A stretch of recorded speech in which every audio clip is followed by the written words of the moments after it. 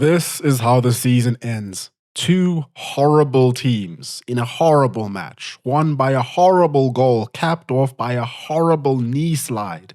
Everything horrible. You said at the start of the season, the first campaign really about setting principles, getting your message across. The second campaign, you normally win. I'll correct myself. I don't usually win things. I always win things in my second year.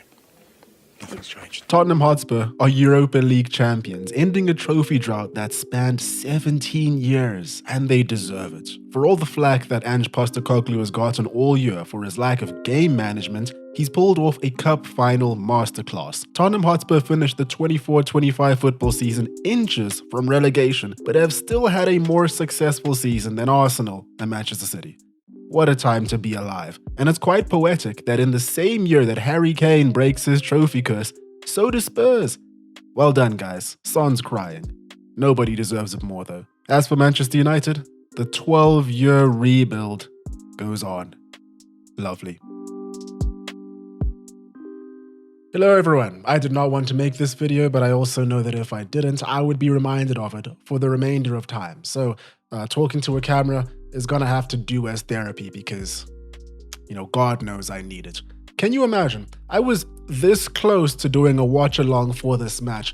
Thank the Pope that I decided not to.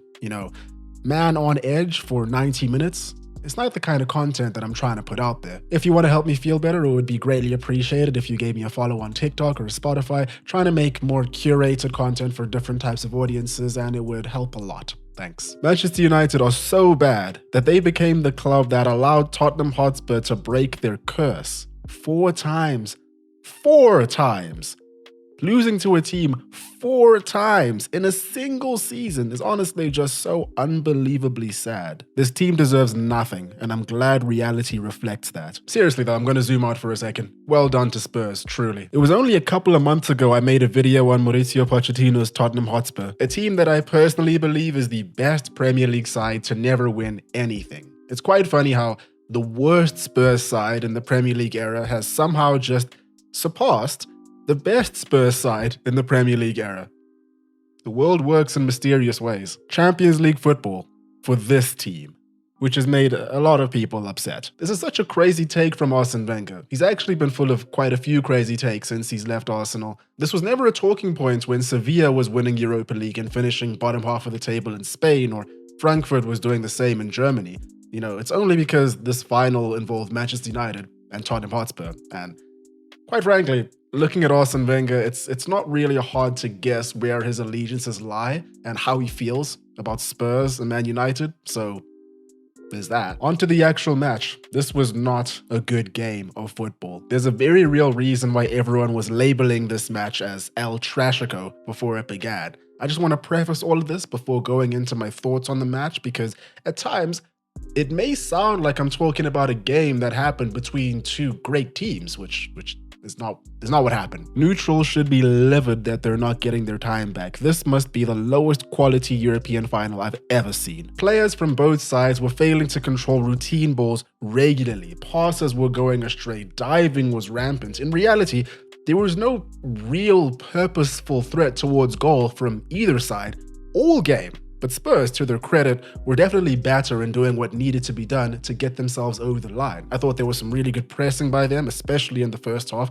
They didn't give United any space whatsoever. Bruno had to continue to go deeper and deeper to get himself onto the ball, and whenever he did, he just did not know what to do with it afterwards. Spurs overran that midfield, and to be fair, their final ball wasn't fantastic. They weren't spraying passes and winning the ball like real Adonises, but they were doing well enough to really stop United from getting into some sort of flow. Basuma in particular was well combative. United's wingbacks were leaving massive gaping holes at the back, which any half-decent team would have exploited expeditiously. And as we know, it doesn't take a half-decent side to beat these guys. As a matter of fact, Spurs have done it 4 times. As I said in the intro, the opening goal was just horrendous. Very fitting regarding the teams at play. Bruno Fernandes loses the ball twice in the midfield, after Spurs gifts the ball to United twice. Those gaping holes start to open up. Spurs find themselves in quite a bit of space on the right side of United's final third, and when Sarr whips the ball in, absolutely nobody makes anything in the same stratosphere of a clean connection. No one person on either side. It brushes off Brennan Johnson, comes off of Luke Shaw's arm, and Andre Onana is beaten at his near post.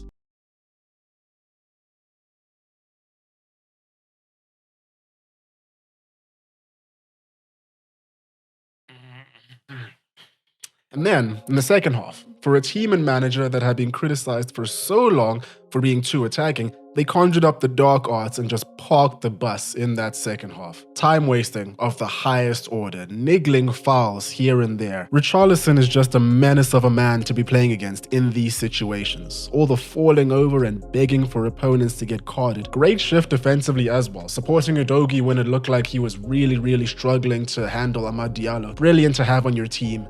Disdained by opponents. Christian Romero as well was fantastic and was clearly getting under Harry Maguire's skin all game. I was half expecting Maguire to start swinging at some point. Romero did what he was supposed to do. I think he was named man of the match, and I don't disagree with that assessment. Harry Maguire though, I really would have expected better from him in terms of controlling his emotions and not falling for such obvious bait. And then we have Mickey van der Ven, who literally saved the game for them. What an effort to clear the ball off the line. Personally, I hated watching it. I kind of wish that he would have maybe considered my feelings first before doing that, but he didn't. Only thinks about himself, very selfish, but it's a cruel world that we live in.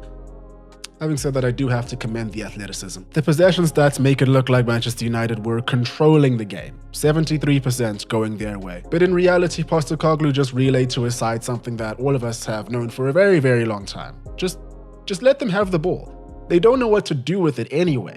A lot of sideways passing, biding time, which makes sense if you're trying to work an angle, put all your team in the right position, laying all the chess pieces on the chessboard in the right way. But when you're just passing with no purpose, which is what United were doing for the vast majority of this match, an inquisition is in order. At no point did Spurs look like they were, in any way bothered by United. And that's been the case for 6 hours of football this season alone. 6 hours. We're cooked. United are terrible at just about everything in the final third. The only thing that they've been kind of good at when push comes to shove at the very least this season is launching the ball into the box and playing the lottery. It's literally gotten them into a European final. So what do Spurs decide to do? Pack the box. Spurs brought on Kevin Danso for Brennan Johnson later in the game, and United still continued to launch speculative balls into the box, despite the fact that there were about 5-6 foot plus Spurs players permanently parked inside their box. And I think, correct me if I'm wrong, but Lenny Yoro took the first long-range effort for United after the 90th minute. Yes, it flew over the bar. Yes, it was also speculative, but it's the only bit of variety that they managed to conjure up all game. How is this even possible? From a United perspective, I can't help but feel this loss is entirely on Amorim's selection and management. We have Ugarte, Bruno and Casemiro doing good work all campaign in the Europa League, only for Amorim to drop Ugarte for the most important game of the year against the Spurs side with Bentancur, Sarr and Basuma in the middle, all of whose jobs were primarily to break up the play. And why on earth did he wait so long to make any changes? After 45 minutes of nothing ball, you would have expected him to be like, you know what, something's not working out over here. Pedro Porro had the easiest job of the night until Alejandro Garnacho came on and pressed him a little bit, came out with 2 pretty dangerous moves immediately. But he only came on in the 71st minute. Whatever tactics were prepared for the game were not panning out whatsoever. At this point, I don't think anybody in this side trusts Rasmus Højlund at all. You can't convince me otherwise.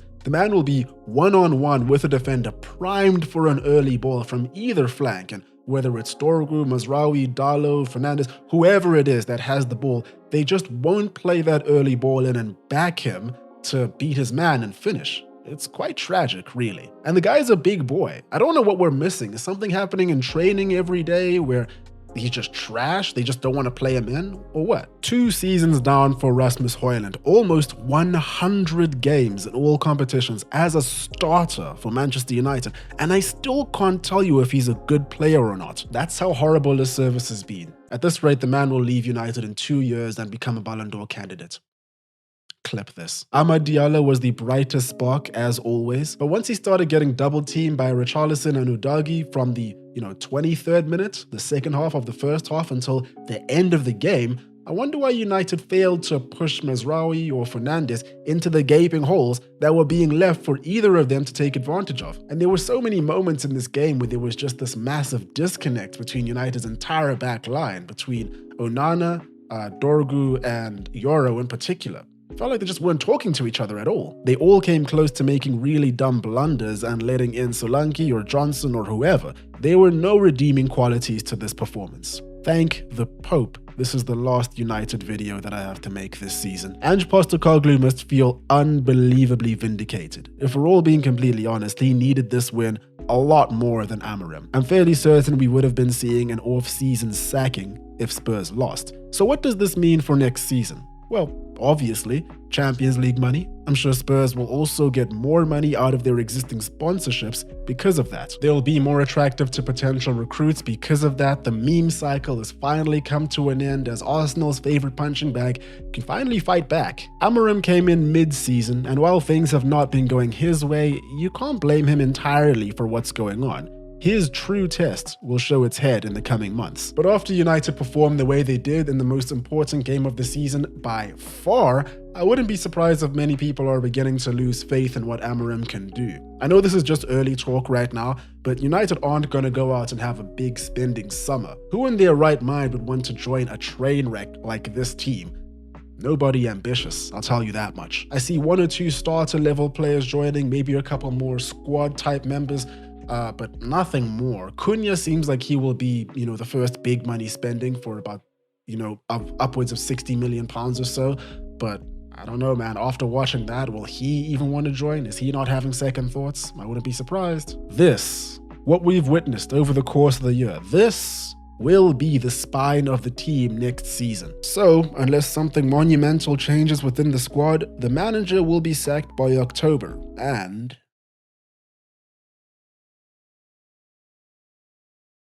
And there we have it. That's all for me today. Hope you guys enjoyed. Hope you're having a great day. Cheers. I will catch you next season.